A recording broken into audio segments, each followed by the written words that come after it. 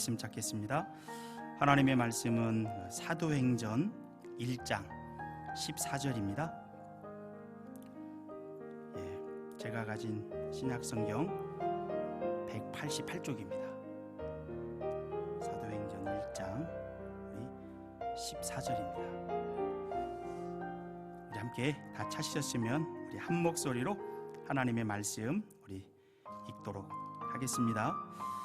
여자들과 예수의 어머니 마리아와 예수의 아우들과 더불어 마음을 같이하여 오로지 기도에 힘쓰더라. 아멘. 오로지 기도에 힘쓰더라. 오늘 제목을 오로지 기도에 힘쓴 120문도, 어떤 성경에는 120성도 얘기를 합니다. 오늘부터 기회가 닿는 대로 우리 이제 사도행전의 말씀 앞에 서보기를 원하는데요. 오늘 우리가 이제 한 절을 읽었습니다. 한 절이 오늘 메시지 가운데 가장 중심이 될 것 같아서 한 절을 정했는데요. 이 한 절만 하지 않고 전후 앞뒤로 이야기식으로 한번 우리 하나님의 말씀 앞에 서보기를 원합니다. 이런 질문으로 한번 시작을 해보고 싶어요. 오늘 사도행전 1장을 이렇게 보면 복음서의 제자들과 좀 다른 것 같지 않아요? 그래도 한 장만 넘기면 우리 요한복음인데, 복음서의 제자들과 사도행전의 제자들의 모습이 다른 것 같아요. 어떤 모습이 다를까요?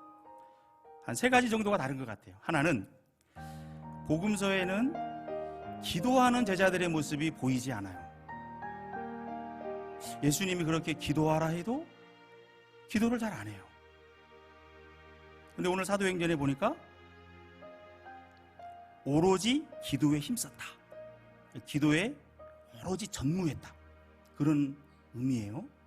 이 차이가 뭘까? 두 번째는요, 복음서에 보면 예수님의 말씀을 이해하지 못했던 제자들의 모습이에요.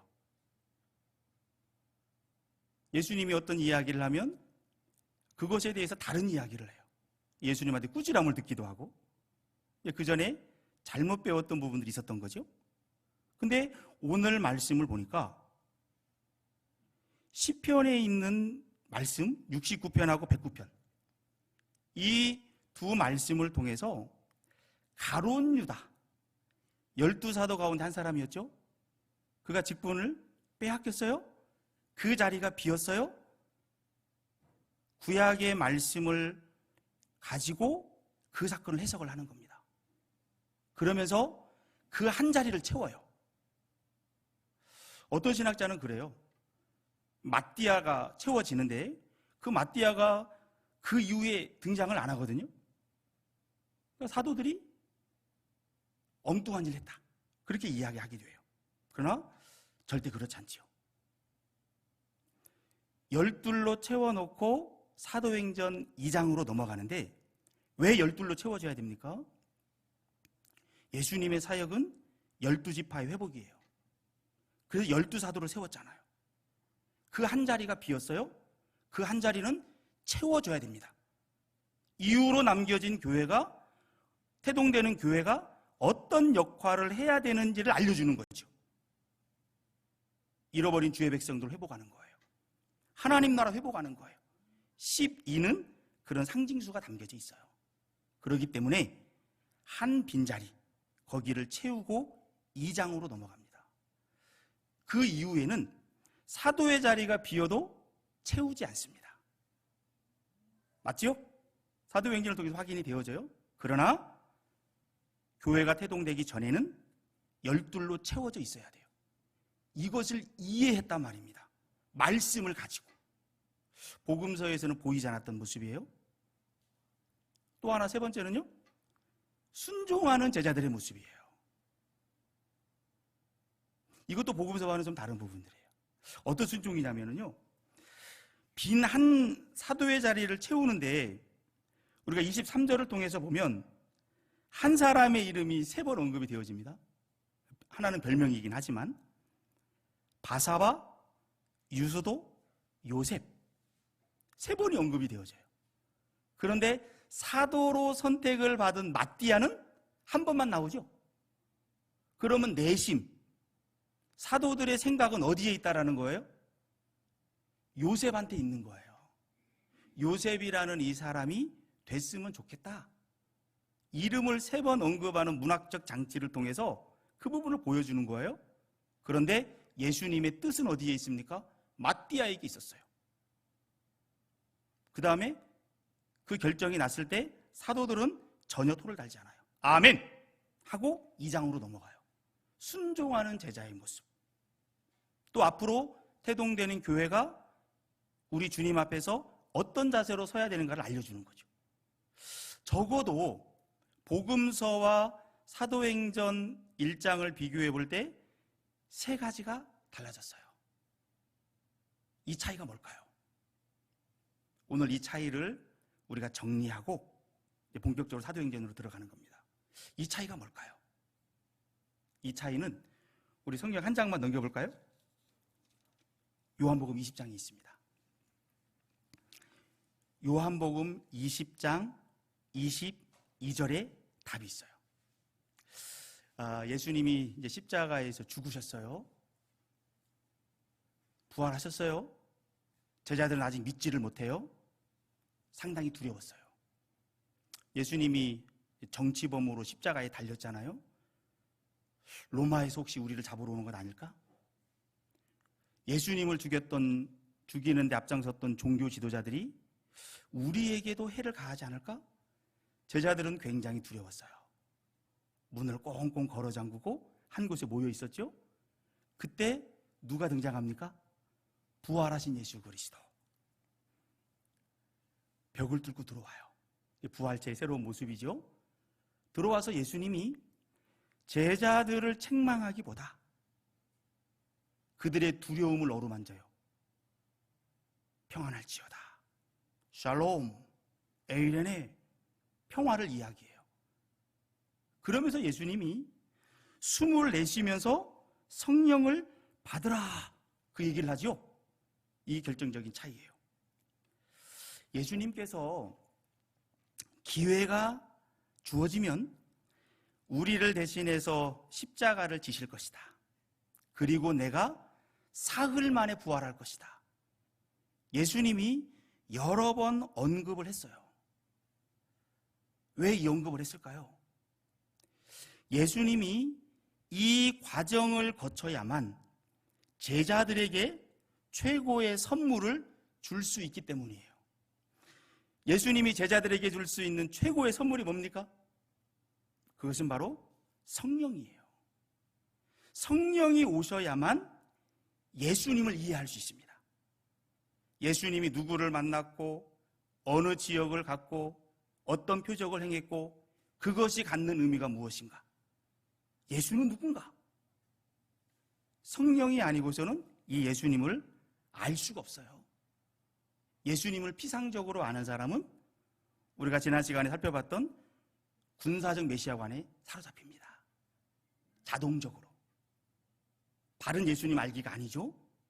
예수님은 고난받는 종으로 오신 능력의 하나님이에요. 성령을 받은 자만이 이 예수님을 바르게 알 수 있고 그 예수님의 삶을 살아낼 수 있다는 겁니다. 그래서 예수님께서 내가 너희를 떠나가는 게 너희에게 유익하다. 내가 떠나가면 너희에게 성령을 보내줄 거다. 그 성령이 와서 내가 너희들에게 했던 그 모든 사역을 되살려낼 것이다.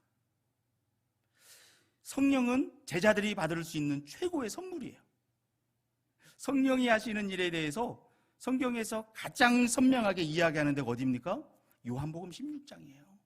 그 성령이 올 때 참된 제자도의 삶이 가능한 거예요. 예수님이 이 십자가를 지시고 부활하시고 이 부분을 통해서 이제 제자들에게 이 성령을 수여하는 겁니다. 예수님은 지상에 계실 때 항상 성령에 충만했어요. 누가복음 10장에 보면 70 제자를 파송한 후에 그들이 돌아와서 놀라운 선교 보고를 해요.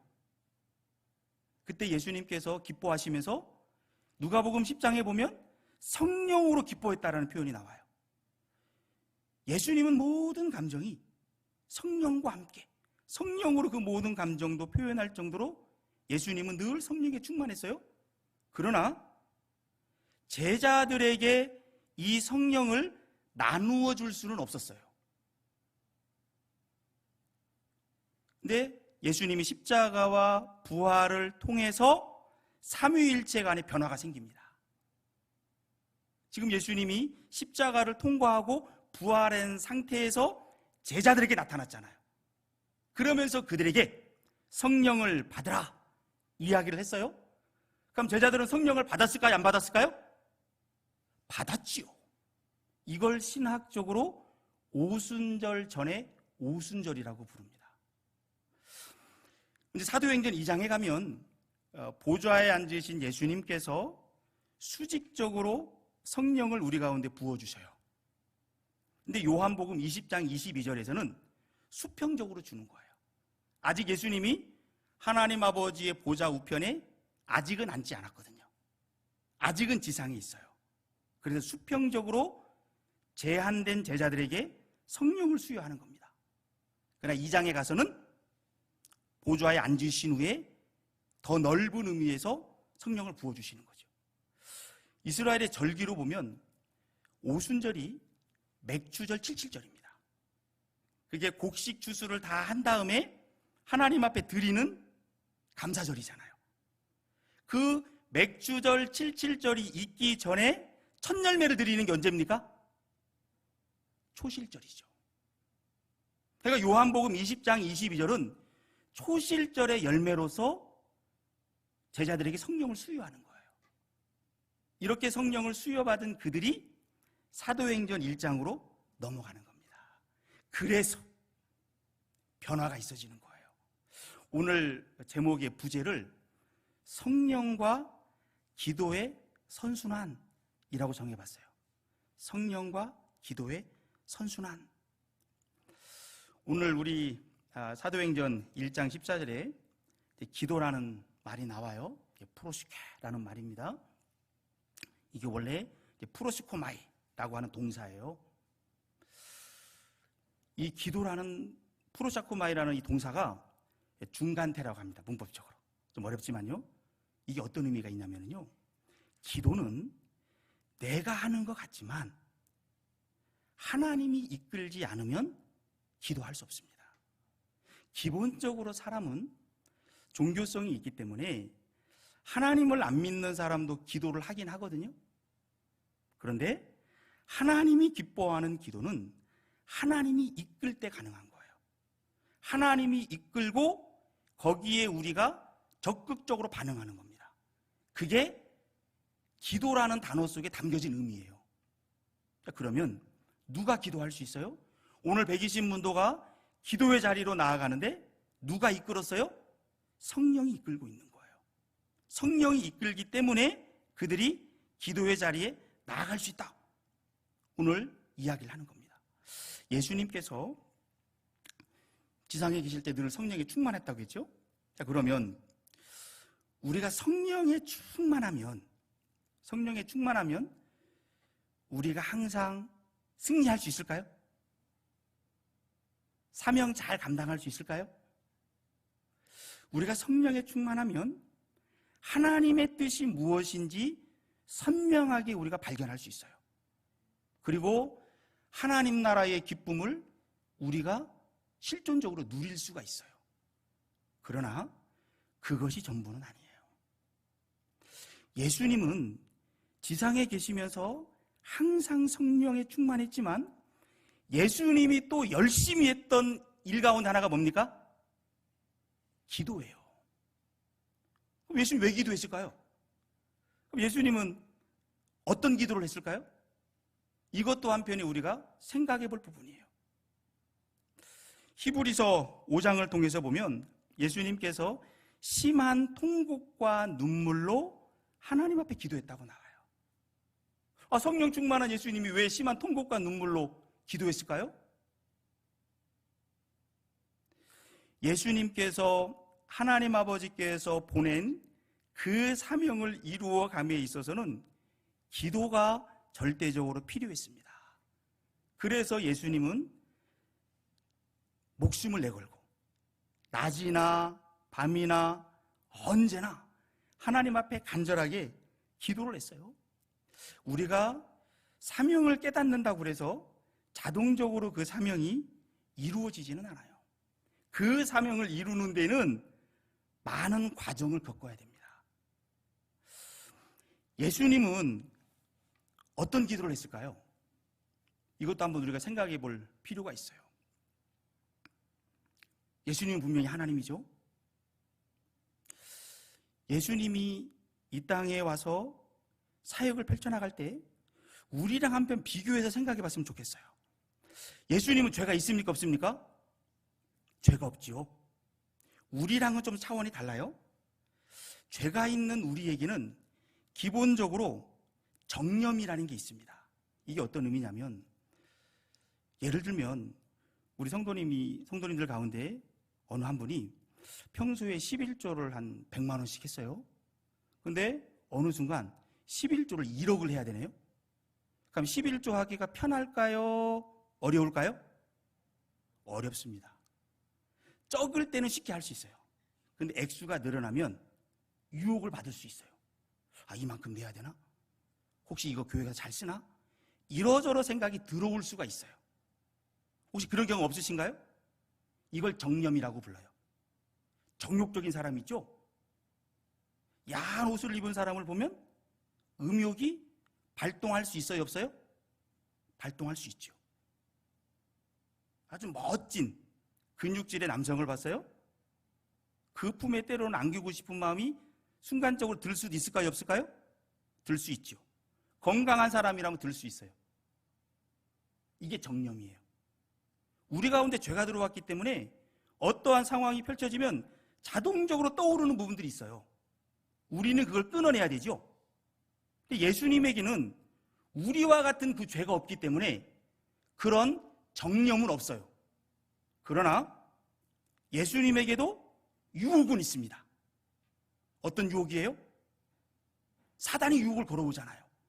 광야의 시험을 보세요. 돌을 떡으로 만들라. 예수님 40일 동안 배고팠어요? 돌을 떡으로 만들라? 이건 어떤 의미가 담겨져 있습니까? 너 하나님이잖아. 너 능력 있잖아. 너 배고프지?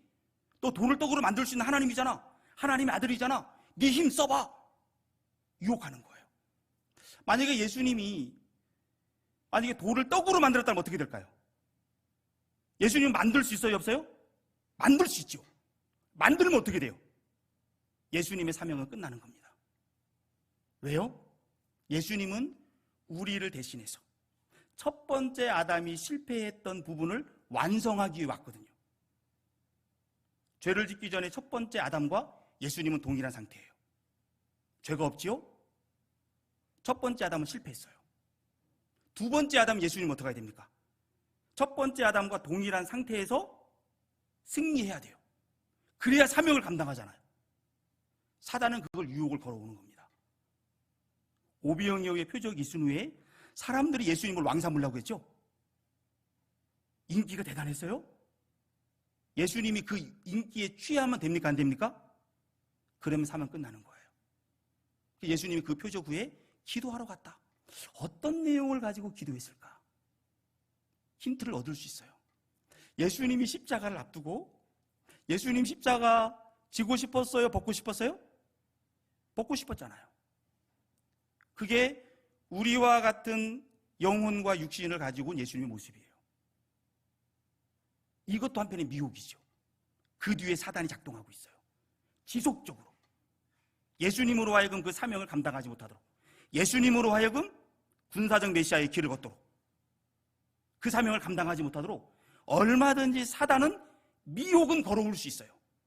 그래서 예수님께서 늘 성령 충만하셨지만 그 사명을 감당하기 위해서, 그 고난받는 메시아의 길을 걷기 위해서 지속적으로 하나님 아버지 앞에서 기도하면서 나아갔다라는 겁니다. 그것이 예수님이 사명 감당할 수 있는 비결이었다라고 하는 것이에요. 그것은 우리에게도 고스란히 적용이 되어지는 겁니다. 사도들에게 1차적으로 성령을 수여받았어요.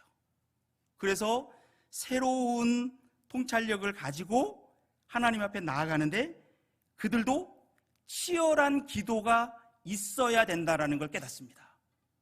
그래서 오늘 말씀에 보면 오로지 기도에 힘쓰더라 그랬어요. 이게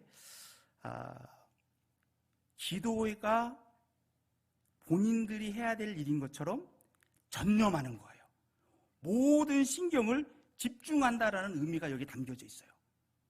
이 부분을 통해서 우리에게 새로운 교회가 탄생이 되어지는데 분명히 예수님께서 오순절날 성령 강림을 일으키실 텐데 우리가 어떻게 이 사명을 감당할 수 있을까? 예수님처럼 어떻게 하면 승리할 수 있을까? 승리의 관건은 어디에 달려있는 겁니까? 기도에 달려있는 거예요. 성령 충만한 것으로 끝나는 게 아닌 거예요. 그 성령 충만한 사람은 기도의 자리로 나아가게 돼 있어요. 그 기도가 있을 때 사명 감당이 가능하다라는 겁니다. 이걸 1장을 통해서 우리 가운데 보여주고 있다라고 하는 것이에요.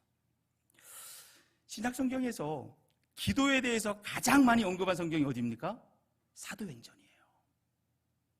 그래서 이 사도행전에 보면 예수님처럼 전폭적으로 기도하는 그 사도들을 통해서 그 제자들을 통해서 예수님이 했던 사역이 고스란히 펼쳐지잖아요.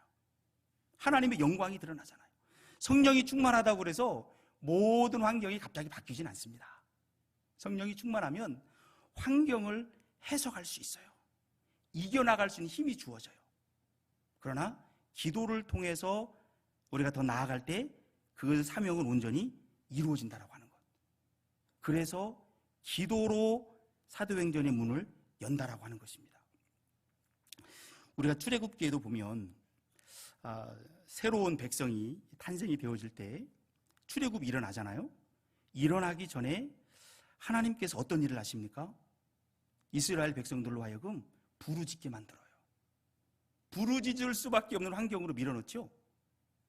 이게 다 일리가 있는 거예요.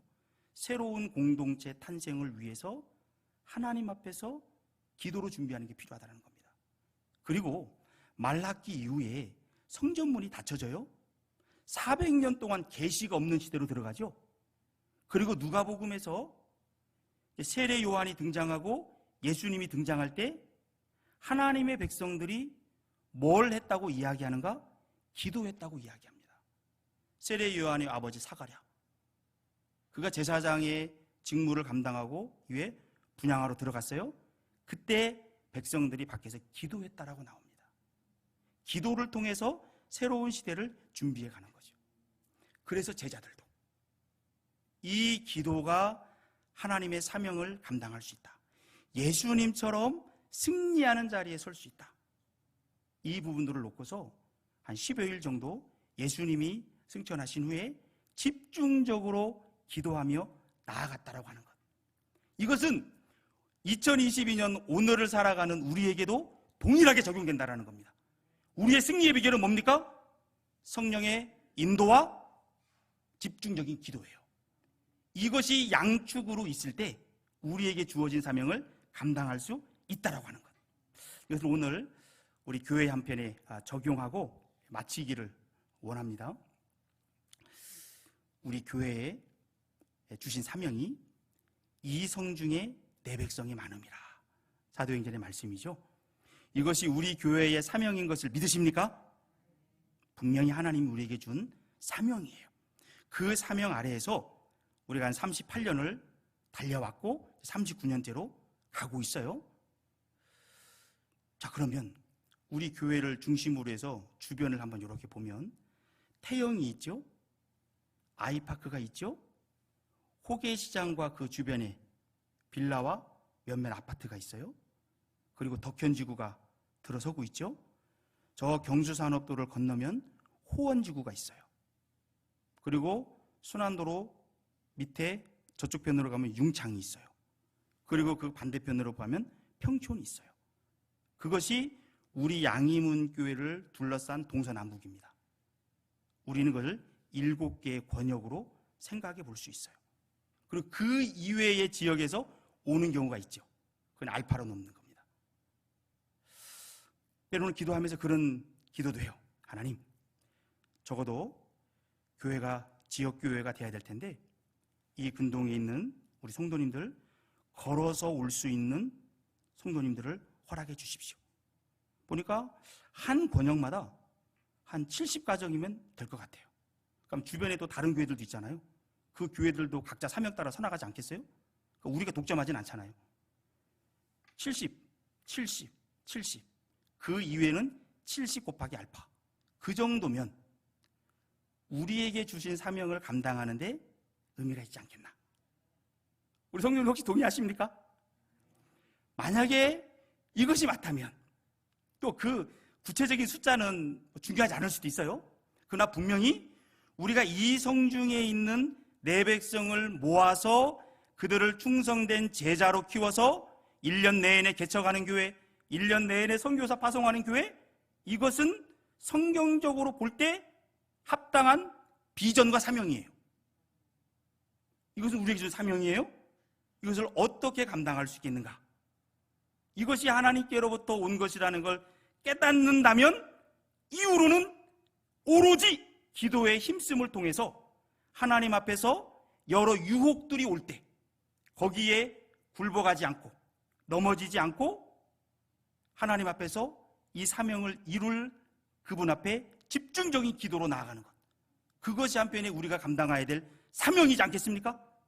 또 한편에 하나님은 우리 모두에게 가정이라는 걸 허락해 줬어요. 분명히 하나님이 세운 제도죠. 우리의 가정이 믿음의 가문으로 서나가는 것, 성경적으로 봤을 때 합당한 사명입니까? 아닙니까? 합당한 사명이에요. 이 사명을 우리는 모두가 품고 나아가야 돼요. 그러면 이 사명을 이루기 위해서 뭐가 있어야 됩니까? 집중적인 기도가 있어야 돼요. 성령의 충만함과 성령의 인도와 집중적인 기도가 있을 때 이 사명은 이루어질 수 있는 거죠. 또한 우리 각자에게 다양한 삶의 영역에서 청지기로 세운 부분이 있어요.